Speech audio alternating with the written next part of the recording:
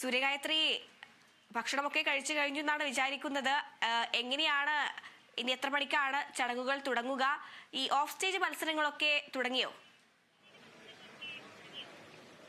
ഭക്ഷണം കഴിച്ചിട്ടില്ല.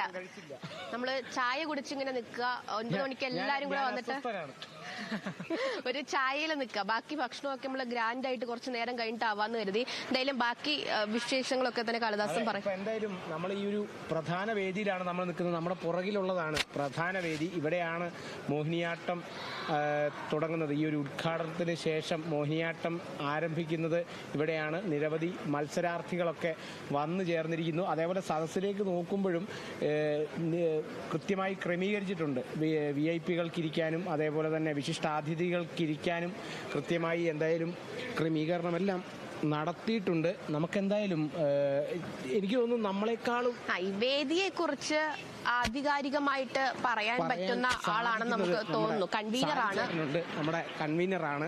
ചേട്ടാ, എങ്ങനെയാ ഇവിടുത്തെ ക്രമീകരണം? ഇത് ജർമ്മൻ ടെക്നോളജി ആണെന്നൊക്കെ ഞങ്ങൾ കേട്ടു. ജർമ്മൻ ടെക്നോളജി തന്നെയാണ് ഇവിടെ. എനിക്ക് തോന്നുന്നു തിരുവനന്തപുരം ജില്ലയിലെ ആദ്യത്തെ ഒരു പരിപാടിയാണിത്. ഇങ്ങനെ ഇത്രയും ഭംഗിയായിട്ട് 10,000 പേർക്ക് ഇരിക്കുന്ന ഒരു വേദി ഈ ജർമ്മൻ ടെക്നോളജി ഇറക്കുമതി ചെയ്ത് ഇവിടെ സെറ്റ് ചെയ്തിരിക്കുന്നു. അതപ്പം എത്ര ദിവസം എടുത്തു ഇത് മൊത്തം പൂർണ്ണമായിട്ടൊന്ന്? ഒരു മാസം മുമ്പ് കൊണ്ട് തുടങ്ങിയ പരിപാടിയാണ്. ഇവിടെ ആ ഗ്രൗണ്ടിലൊക്കെ പുല്ല് എത്തുകയും മറ്റു അത്യാവശ്യ ക്രമീകരണങ്ങൾ ചെയ്യുകയും പിന്നെ അതിനുശേഷം ഇതെല്ലാം സെറ്റ് ചെയ്തെടുക്കാൻ ഒത്തിരി ദിവസം എടുത്തു. ഇത് പെട്ടെന്ന് തീരുന്നതല്ലല്ലോ 10,000 പേർക്ക്. അപ്പൊ ഇനിയിപ്പം വിശിഷ്ടാതിഥികളൊക്കെ എപ്പോഴത്തേക്ക് എത്തും? ഇപ്പൊ എല്ലാ പേരും പിന്നെ കൃത്യം നമുക്കിപ്പോ കലാമണ്ഡലത്തിലെ കുട്ടികളാണ് സ്വാഗതഗാനം ചെയ്യുന്നത്. അത് വളരെ നമ്മുടെ കുട്ടികളാണ്, നമ്മുടെ പൊതുവിദ്യാഭ്യാസ വകുപ്പിന്റെ കീഴിലുള്ളവരാണ്. അവരൊക്കെ എത്തിക്കഴിഞ്ഞു. അവരെല്ലാം എത്തി. അവരെ പിക്ക് ചെയ്ത് കൊണ്ട് എത്തിച്ചിട്ടുണ്ട്. അവർ ഗ്രീൻ റൂമിലാണ്.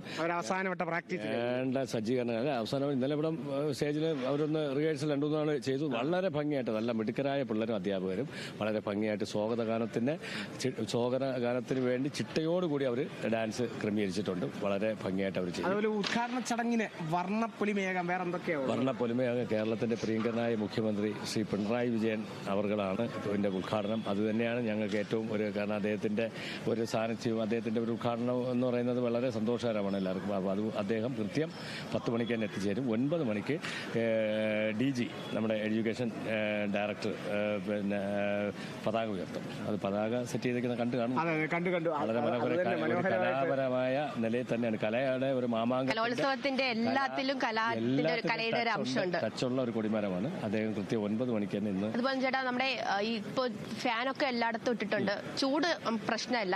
ഇൻ കേസ് മഴ പെയ്യുവാണെങ്കിൽ നമ്മുടെ ഈ സ്റ്റേഡിയത്തിന് എന്തോ ഒരു പ്രത്യേകത ഉണ്ടെന്ന് കേട്ടിരുന്നു.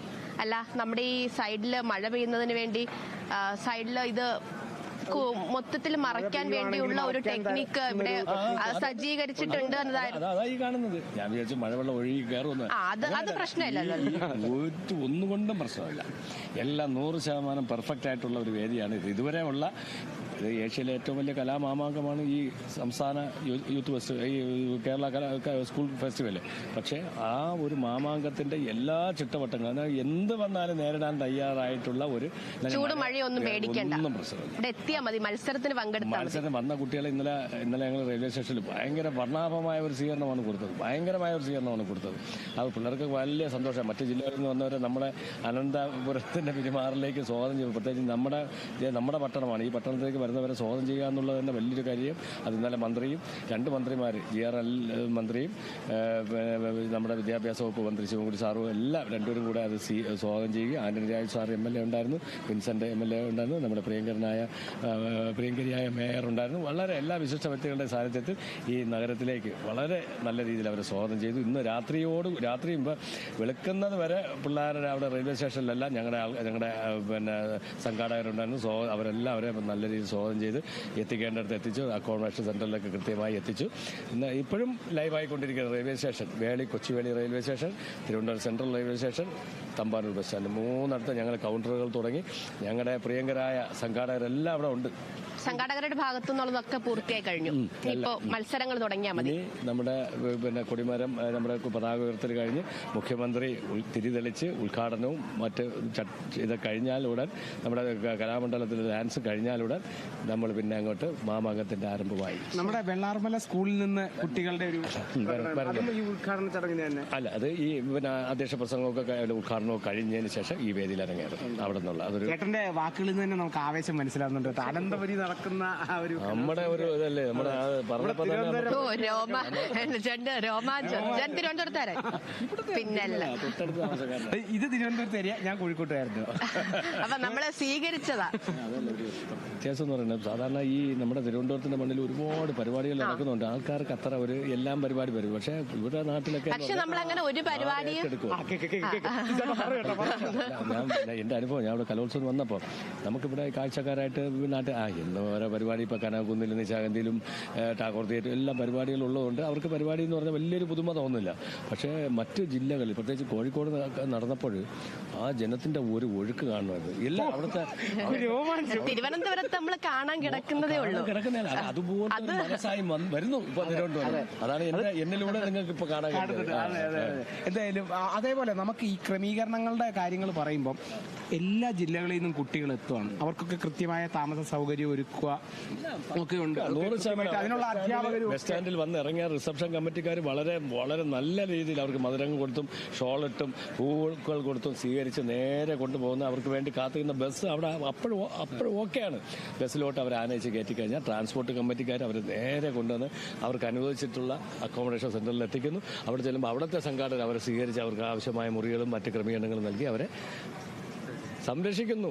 അവർ നമ്മളെ മക്കളെ പോലെ നമ്മൾ സ്വീകരിച്ച് അവർക്ക് ഒരു കുറവും വരാതെ ഈ തിരുവനന്തപുരത്തിന്റെ ഈ ഒരു കലാമാമക്ക് അവർക്കൊരു ജീവിതാനുഭവമായി മാറണം. അവിടെ പോയപ്പോൾ ഉള്ള ഈ അനുഭവങ്ങൾ അതിനുവേണ്ടി തന്നെയാണ് അത്രയും നല്ല രീതിയിൽ അവരുടെ മനസ്സിൽ നിന്ന് മായാത്ത ഓർമ്മകളായി മാറാൻ വേണ്ടിയുള്ള പ്രവർത്തനങ്ങളാണ് ഞങ്ങൾ ചെയ്യുന്നത്. അതെ, എന്തായാലും വേറൊരു കാര്യം കൂടെ, അത് സ്വകാര്യമാണ്. സംഘാടകൻ എന്നുള്ള നിലയ്ക്ക് മറുപടി പറയോ ഇല്ലയോ എന്നുള്ള അറിയത്തില്ല. തിരുവനന്തപുരത്തിന് കപ്പ് കിട്ടുമോ?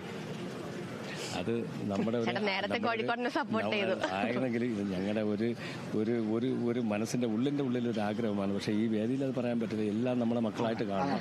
അപ്പൊ സ്വാഭാവികമായിട്ടും നമ്മുടെ നാട്ടിൽ നമ്മുടെ ജില്ലയ്ക്ക് കിട്ടണം എന്നൊരു ഉണ്ട്. അത് പരസ്യമായി പറയുന്നത് തന്നെ തെറ്റാണ്, സോറി. എല്ലാ മക്കളും നമ്മുടെ മക്കളാണ്. എങ്കിലും നമ്മുടെ സ്വകാര്യ അഹങ്കാരമാണ് നമ്മുടെ തിരുവനന്തപുരം. അതെ, പത്മനാഭന്റെ മണ്ണ് കപ്പ് കൊണ്ടുപോകണം എന്നുള്ള ഒരു ചിന്ത അല്ലെങ്കിൽ ചേട്ടാ രഹസ്യമായിട്ട് പറഞ്ഞത് ആരും കേട്ടിട്ടില്ല. അവരവരുടെ ജില്ലക്കാര് കപ്പടിക്കണം എന്നുള്ളതാണ് നമുക്ക് എപ്പോഴും. നമ്മൾ എന്ത് പരിപാടിയാണെങ്കിലും, നമ്മൾ സംഘാടനമാണെങ്കിലും അല്ലെങ്കിൽ ക്രമീകരണത്തിനാണെങ്കിലും നമ്മുടെ ഉള്ളിൽ ആ ഒരു ചിന്ത എപ്പോഴും കാണും.